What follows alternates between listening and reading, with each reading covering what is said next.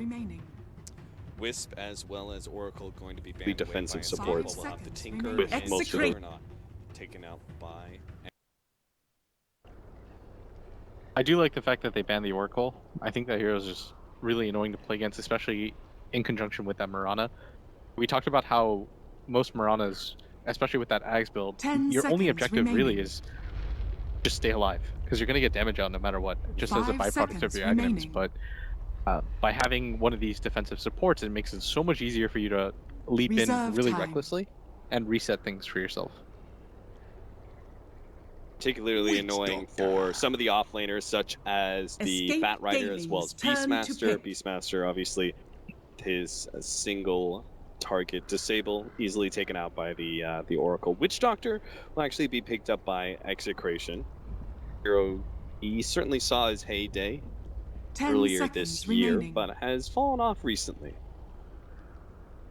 Is this my 5 segue into seconds explaining? remaining. Yes, it is. Man, I missed that cue. Please help Blitzdodo. Why did he fall off? Okay, Reserve so time. the thing about Witch Doctor before is that he just didn't feel very strong. In terms of your team fight contribution, I know a lot of people will disagree, and they'll say, but in my pub games, I get an Agonyms and I deal 30,000 damage in a team fight. Well, that's in some ideal game where you just get to farm on a hero like Witch Doctor. In actuality, what ends up happening is you throw out a cask, if anybody has a BKB, you're sitting there, you're a dead target, 10 seconds your remaining. stun is very slow. Reserve time. Like the animation of it is very clearly dodgeable. And Execration's more importantly, your turn to ultimate pick. is almost theoretical. Right, You're and just hoping it goes off for a while. This is something that you talked about last game, right? That it seems like people are putting more and more premium on what is reliable rather than the potential damage or the potential 10 disables seconds that you remaining. could see from a hero. Cool. And there's the Huskar. 5 Dazzle Huskar. seconds remaining. Okay, so Execration now. I sort of think you just have to, whatever idea you had about the Sand King, you might just have to pick something like the AA. And oh man, this. Yeah, they're in a rough spot where they have Mirana and Sand King, a lot of magic damage, and they're facing up against a Huskar who obviously doesn't care too much about magic damage, coupled with a Dazzle, as well as coupled with an Ogre Magi. You've got a lot of tanky heroes here that are just not going to die. I'm just laughing. I feel. You just see that and you're like, Cinder, you son of a. You're just like, They're like, what do we Escape do from here? Gaming's Well, turn to Timbersaw ban. is the answer from Execration. A lot of pure damage. She's even got that Whirling Death to cut down any strength heroes. That's okay, but Huskar can still do a lot of damage to Timbersaw, and you still have Beastmaster with the 10 Necronomicon that are seconds going to remaining. be problems for Execration. They need this guy to be 5 rather seconds remaining. all right, so what are you thinking? They've got to ban one of these heroes that's kind of annoying. Okay, so they banned the AA. It was AA Execration's or turn to ban. depends on where they think the Sand King's going to go. I do want to point out that the Timbersaw whole Huskar thing, Timbersaw does okay, but at the end of the day, you get your full combo off, and Huskar just kills you anyways. Yeah. If you want proof of this, 10 you look seconds towards remaining. Liquid played against OG ESL, 5 seconds ESL Frankfurt. remaining. yeah, so on Frankfurt. They yes. picked the Timbersaw mid, and it did nothing. He executes Reserve his full time. combo. Huskar still has enough HP. He just armlet toggles once, and Yeah. you die. And in this case, it's going to be the Dazzle Shallow Grave that'll make sure that Timbersaw won't be able to kill Huskar, and Huskar will just turn around and throw spears really, really quickly. Man, Cinderin's sick. Like, he just picks a bunch of buffs for this Huskar. He takes Beastmaster for the attack speed He aura. has 2 attack speed increases on a Huskar. Those Burning Spear stacks are going to run up so quickly. So you think that in order to truly combat this, you have to kind of throw a lot of things out the window. Whatever ideas you had about the draft, if you're Execration, you have to throw it out the window as soon as you saw that Huskar. Does that mean you fit an axe into this lineup to try and counter the Dazzle? A Blade Mail hero that Execration's counters turn Dazzle. to pick. Don't have too many other options. Last time Navi did something like, what did they do? They did the Legion Commander 1 position in hopes of trying to pull out, and that went pretty badly. 10 seconds People remaining. have tried to fight this hero head on, and it just hasn't worked. But at the same time, you can't go for a split push 5 just because seconds remaining. pushes the pace of the game so quickly. Yeah. And he's not bad at pushing down Reserve buildings. time. That's for sure. He just attacks so fast. He's going to take Roshan if you give him enough space.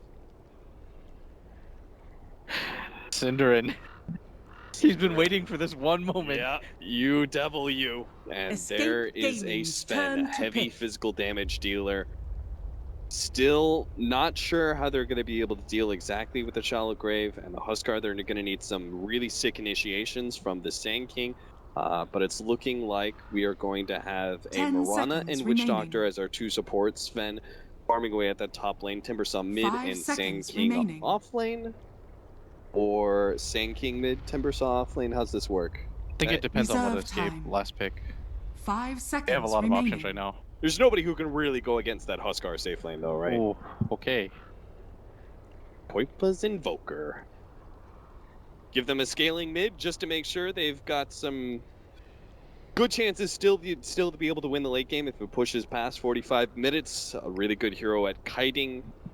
Sven, do you go Quas Wex if you're matched up against the Timbersaw, or do you still go what has been a bit more preferred in Exort and just farm and split push? I was thinking about this a lot coming into this tournament because I know some people would pick Invoker.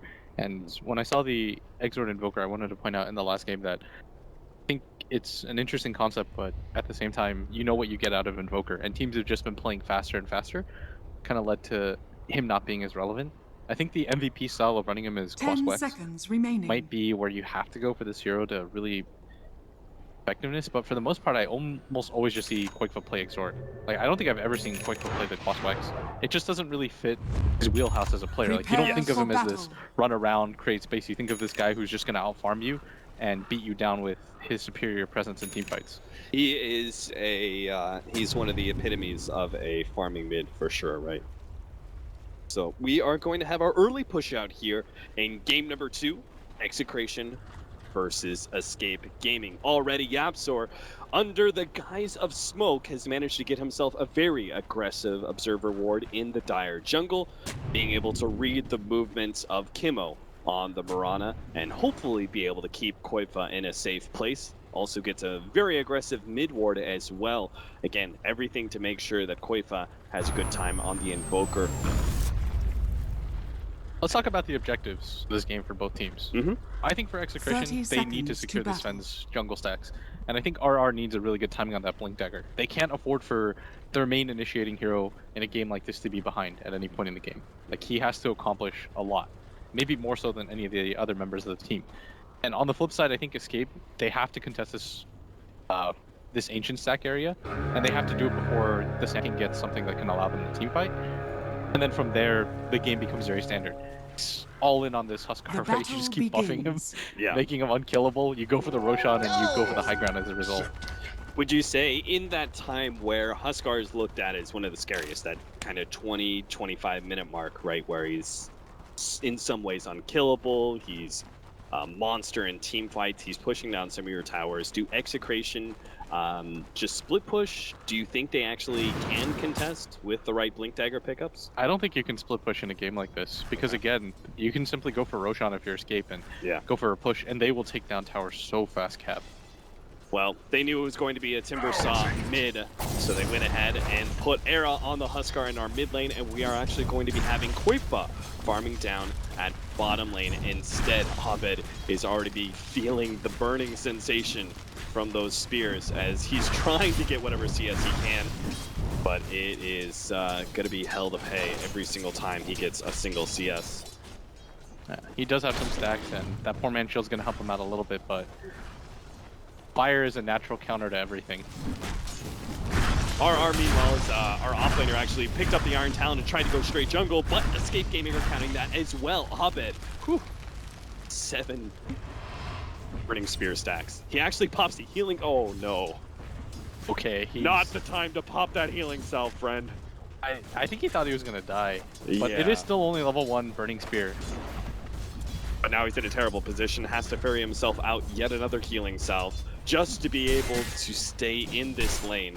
It's only going to get worse and worse. They did move Kimo down to the bottom lane. He was able to pick up an early level 2, and maybe he'll have an impact, but it's at top where we see the Maledict go to work on Kezu. Yapsor is trying to go for Tims at the same time, the Boar helping him out, but they're not going to have enough. Yapsor even turning and fighting Nando, knowing that he's just got those amazing level 1 stats that makes Ogremajai such a great support right now. 8 armor. Not even a carry Sven. Like, what is that? Why is that? Like, why are you even hitting it? It does nothing. See, Yapster just kind of like turns off everything he knows about Dota and he just right-clicks heroes in lane. Look at this hero, he's just kind of getting in the face of 2 other heroes, doesn't care at all. So he slowed down the Sand King.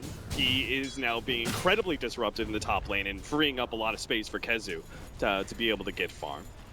He's having quite the impact in the laning phase so far. The mid lane's not going great as Era has actually pushed Timbersaw out entirely, it seems. And Abed is going to try and go to bottom lane while the Sand King tries to make the mid lane work instead. This is not how you wanted this game to start, just because RR is not going to have too much success either. No matter what, you're going to put a melee core in this mid lane about it. It's either going to be the Sven, the Sand King, or Timbersaw. So RR's like, alright, this is my life now. Victory. Alright, well, good luck, friend. Maybe Abed will have a little bit more success at the bottom lane against the Dazzle and Invoker. The time he's here, it's already a level 4 Invoker. Should still be able to make this lane work with the right kind of creep aggro, pulling those reactive armor stacks onto himself, but he's not going to get the amazing CS that he's really hoping for in the mid lane. The good news for them, though, we talked about how important this Sven was going to be in this game, and Nando is picking up a decent amount of CS despite getting harassed by that Ogre. And he's even going to pick up these creeps right here, because he was just a little bit too late to the party, but he is getting harassed quite badly. And Courier isn't don't used. stick around here. Gets off the Sandstorm. They actually drop the counter word. Will still be able to get the stun, and this is looking to be our first blood. The Burning Spears takes him out. Yapzor is actually the one to pick up kill off the Ignite. That's exactly what you want to see an Ogre do. Just get abusive, because it is hard to stop this hero from just running at you. And having quite the level progression as well from this. And he finds a regen rune. Like, this is starting to get rough already. They'll just keep the pedal to the metal, actually rotating to the bottom lane, and they'll spot out Kimmo. Sitting behind Abed. There's the Ignite over there. Abed tries to push back the supports as best he can, but ultimately this duo is not going to have much success against a tri-lane of Escape Koipa. Not even needed to help, is just continuing to get as much CS as he can. So RR is going to come back in this mid lane and try to make things work, but we talked about how important his game was going to be for the initiation. Because if you're Timbersaw, if you think about it, he has to commit that chains to deal damage, because half your spells get exposed for it. He was hit by the stun, and now he's got a Burrow Strike uphill. Looks like he should still be okay. Dire's middle tower But is under unfortunately, attack. he is pushed out of the mid lane once again. Arrow will stick around with 237 HP, because that's what a Huskar can do. Look for the stun, top lane. Abed trying to get away with the last bit of HP, will be able to. DHP, all that separates him for life and death, will make his way back to the fountain. But again, just like at the mid lane, Escape Gaming may not have gotten the kill, but they have managed to push the hero back, Dire's and that bottom is still tower slowing is under down attack. the laning phase progression of Execration. This sucks to say, but I think they just have to abandon this mid lane, put one of the supports here, and simply just jungle, because you are slowing down your farm too much trying to play conventional Dota. Yapzor. And it seems like that may not even be an option. They're trying to punish Yapzor, but the arrow nails the creep instead. They're going to try and slow down Yapzor. Fortunately, with the help of Caustic Finale, they might just be able to get this kill, but never mind.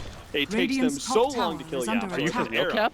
was able to come back in, and yes, the Dire's mindlessness bottom of tower Ogre has Magi fallen. proves to be superior once again to everything Execration throw at him. Cap, that man has 8 armor. They are not taking him down. He's gonna find an arcane rune just to spite everybody. Keeps finding the best runes. Regen allowed him to go bottom lane. Now He's gonna throw out 54 with the mana. arcane. Dire's middle 54 tower is mana under ignite. attack. They might even kill Nando. 10.5 seconds. Yeah, they're going to go for it here. They're already slowing him down with the boar. The Ignite is going to do even more work. They even have a stun ready to go. Nando, he's not going to survive through this one. RR is going to try and come in for the stun, but it's not in time. Can't even get the Burrow Strike off. And RR will simply replace the Sven in farming this lane. It seems like, in general, Execration just playing a game of musical chairs, bouncing heroes around from lane to lane. That is the absolute perfect term to describe what's going on right now, because Execration, because of the draft and that 4th pick Huskar, because they had to commit those 2 heroes that were so heavy in magic damage, there's no real way for them to swing things. Like, they kind of just have to keep swapping around and hoping a different formula is going to work. But we all know what happens in Huskar games. We saw it during the Starlighter Finals when Navi just rolled over. We saw it at a lot of the games at the Summit. And this one doesn't look to be too different, as Execration already at an early deficit. 4,000 gold through 7 minutes. Radiant's top tower Their is under only attack. sliver of hope at this point is Nando, who's got 52 CS, but obviously he's already died as well. Does have that Helmet Dominator. They're going to try and start stacking things up. But, as you can see, that Ancient stack is already being blocked up by a counter ward. Because they realize this is the only way back into the game for Execration. If you understand that their winning condition is they have to get these stacks off and get that Sven large enough to battle one-on-one against the Huskar, then all you have to do is continuously put a body on there. It doesn't matter how many wards you have to commit or how many heroes you have to commit. Do not let this Sven get Ancients if you're Escape. Yeah, they've got two different, not just the counter ward, but two different observer wards placed around that area just to be able to make sure they have full control of the Ancient stack. Execration will not have that opportunity available to them. They don't care about vision Dire's anywhere else on middle this map tower because they is know under that attack. they're getting so much off of the laning phase, and Execration are reeling from the fact that they can't really do much here. I mean, the Ogre Magi is running around. He's getting a lot of information. Kezu actually fully rotated in. Now, they did fully abandon the mid lane, it seems like. Kimo, he's going to show himself every once in a while as a support, and looks like he will be the victim. Kezu's smoke wrap around as Kimo unable to get off the lead in time. They are going to have the Sunstrike over the top, which means Koifa will take the kill. And he's already got the Hand of Midas, so his levels of farm already just fine. It's only going to get worse from here for Execration. Yeah, there's just nowhere that they can really reliably gank anybody at. This Invoker almost always had that Dazzle behind him. In that top lane, the Beastmaster was supported by that Ogre, who we already talked about, 10 armor on him. And that Huskar just...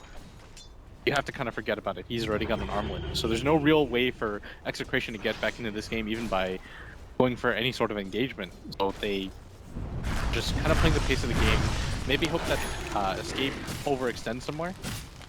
You don't think they can even, like, just go for something that was, like, really different? Like, 5-man smoke the bottom lane or something? Like, that might actually work. it's just something so off the wall that maybe it catches Escape Gaming by surprise.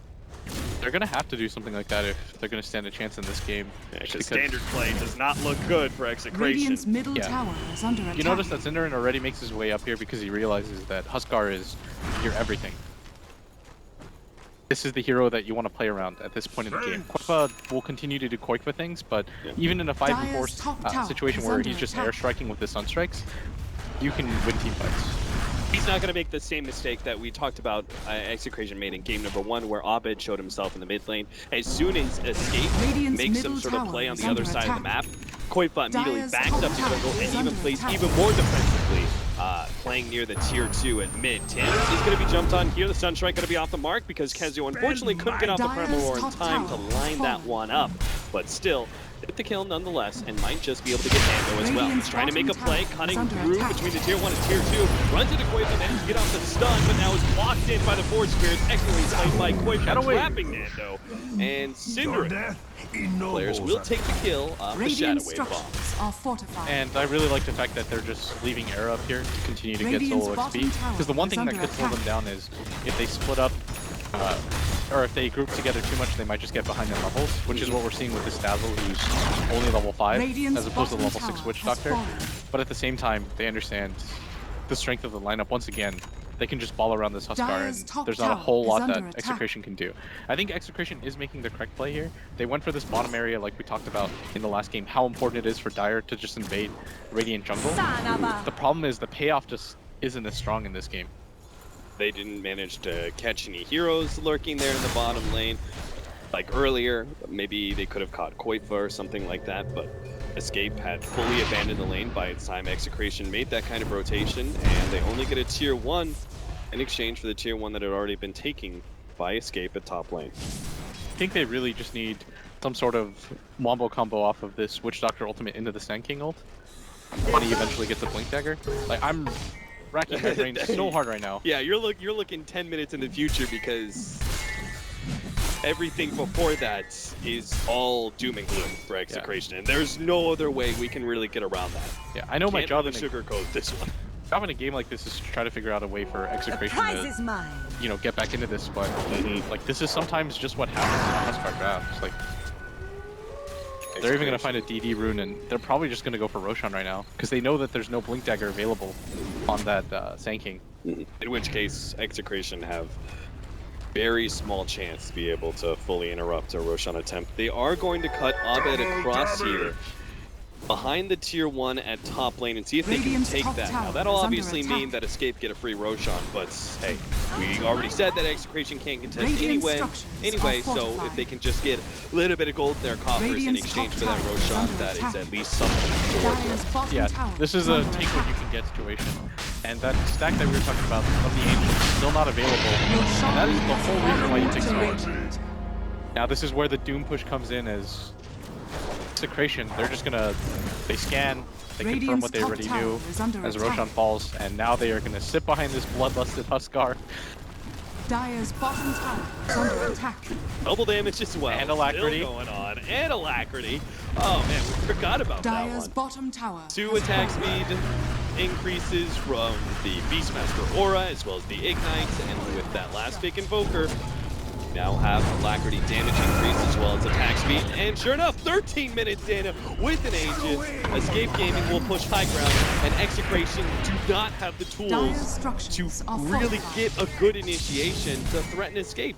They still don't have the Blink Dagger. They can't really fight this. Like, their Sven has no way to gap close. They don't really have a save Dire's for him middle either. tower Like, it is under commits with the attack. God Strength. Vent. At that point, it's do or die situation. They're gonna pop the Mirana ultimate, but it's gonna get spotted out as RR was farming mid. And Escape are just gonna sit behind this Aegis and essentially dare Execration to make a move on the Era. So many buffs coming on, the Weave, the Alacrity, the Bloodlust.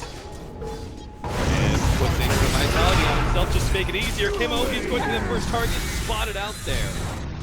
Taken out from a blast from the Ogre combined with the Primal Roar. Those two being down, maybe Radiant's middle Execration tower will is have under a attack. moment's respite, but it doesn't look like it. Era is actually looking rather healthy. The Timbersaw's trying to slow him down as best he can, but it looks like an Inner Vitality will actually outdo the damage to the Chakra. Dire's bottom tower And they're has rapidly fallen. running out of mana. Tier 3 Radiant's tower middle down. This tower only is gets under easier attack. for Escape as they now push against the Raxes. We haven't even hit that 15-minute marker. The range rack's already down. Melee rack's coming up next. Execration still not making the initiation because they just don't see a window. They sell everything for RRB. Will pick up the Blink Dagger, hits the jump on Era, but it doesn't result in anything. He actually turns, jumps onto Nando, punches the Invoker off with one more swing. Nando can't get away. The burning spears are too much for him to handle, and Era, a beast, still has not died. The Shallow Grave saves his life and keeps the Aegis intact. They have so much gold now. Execration still without a kill in this game. 10,000 gold lead, experience drifting in a similar position. And they are probably scratching their heads right now, trying to keep their TI hopes alive, continuing to farm whatever they can before the next assault comes, but they only really reasonably get another chance at this because this is a 15-minute double Rex. Well-gotten gains.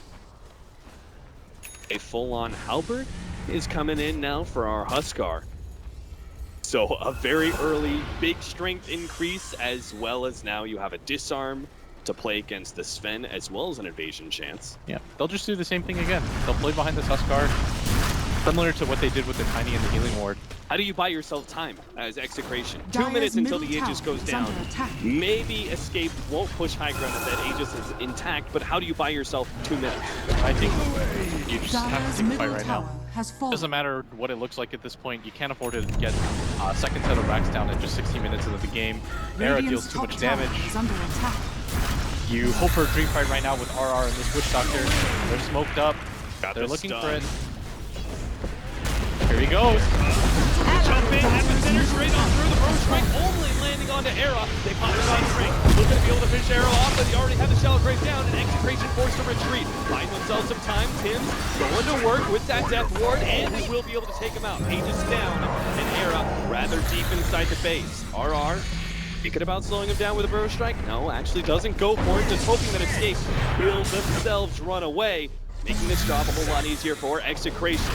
Double stun. Chakra on the way in, but can't finish up the creeps, and Escape will continue to beat on this melee Rax. It's going to be 2 lanes of Rax down before the 20-minute marker, as it seems Execration have run out of steam once again. Yeah, even with the Aegis down, without any of the ultimates available, there's no way that they can take this fight. For them, they don't have any casualties on their side as nobody goes down for their troubles, but still losing a Rax in that kind of fashion is going to be pretty disheartening. As I think Escape can just continue to do what they've been doing and go for this top tower. If they really want to secure this game, they can just wait for the next Roshan and reset. Look at the way Escape put themselves very defensively behind Era. Were not in range of that epicenter one bit. All they had, the only target available for Execration when it came to the initiation was Era on the front lines, and that just meant only an Aegis would go down, and Execration did not have an opportunity for any follow-up past that. That's disciplined play. Like, they present the target of Era. They said the only condition for winning this game anymore is if the Sand King gets a multiple hero epicenter off, so they take away that possibility entirely. Now have a Blink Dagger for the Huskar, so he can go ahead and pull a little Seek and Destroy if he wants to, and pursue Execration all the way into the back lines. But first, gonna take down this tier 2 and go for the siege onto the tier 3. Epicenter is back up. They're gonna go for the smoke once again, wrap around, see if they can find a better target than Era. They've got to get this backline if they're going to have any success in this team fight. Once again, Escape are keeping themselves pretty well spread. The Epicenter about to go in, blinks in, and they'll make the jump on a quite the ball up there from Ahmed. There's not quite enough damage. RR gets ripped a new one, and so does Ahmed. He makes a long jump in across to the trees, but he burns away, and Koifa will take the last hit. It all just comes down to Nando with the full god strength, but that is it. A total shutout here in game number 2, as Escape Gaming will be your 16th team here at the International. Congratulations to Escape. Condolences to Execration, as I thought they played very well in their previous 2 series, but made a few errors in game 1 that just made it impossible for them to win, and in game 2